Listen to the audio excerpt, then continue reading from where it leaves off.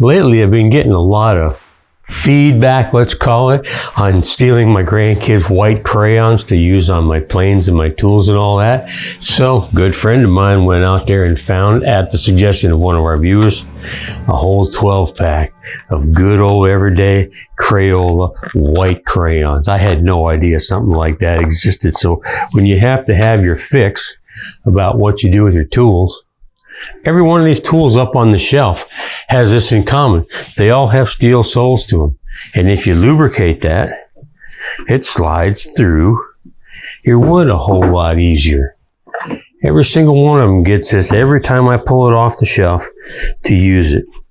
One of the feedback issues that I run into is, doesn't that leave wax on your material and cause your stain not to adhere as well? No, it doesn't. In doing this trick for 40 years plus, I've never had it become an issue with any one of the pieces of wood that I apply it to, because ultimately it's lubricating that sole, and then it's taking the wood off that it's lubricating it with. So it slides across your table just a ton easier.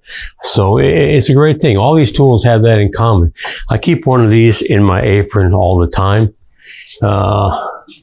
This is the last one that I had, so it's a good thing we found this. Something that people ask about too is, what about other versions of wax? This is simply like a woodworker's crayon for marking rough lumber. It's a different kind of wax. If I put this on the bottom of a plane and run it over something, it leaves a red mark behind every single time. I don't know if yeah, it'll do that on your piece. Whereas if I did a white one, you don't ever see any of that. The Crayola crayon, for whatever reason, doesn't come off. The wax lumber pencil does, so I don't use that one near as often.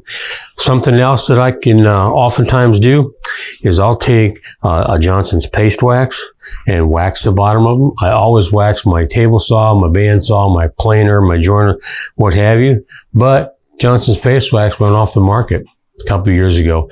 And now if you find them out there on eBay or someplace, they're going for absolutely ridiculous money for a can of Johnson's paste wax. Fortunately, when that happened, I called them up and I said, hey, I'm having a hard time finding your product. They said, well, because we took it off the market.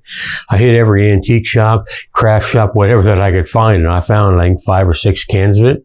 So I'm down to my last 2. I don't know what I'm going to do when that stuff is gone. I hope somebody comes out with a good replacement for it. But for right now, Crayola crayons, and I've tried other brands and they're not as good.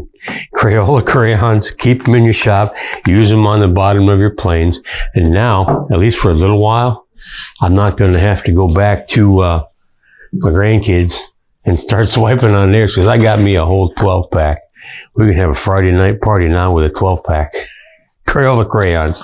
They're great. They're great. We're not sponsored by them or anything. They just work, and they work well. And people think you're crazy for having them in your shop. And I don't. I like them. I use them. I would strongly suggest you do too.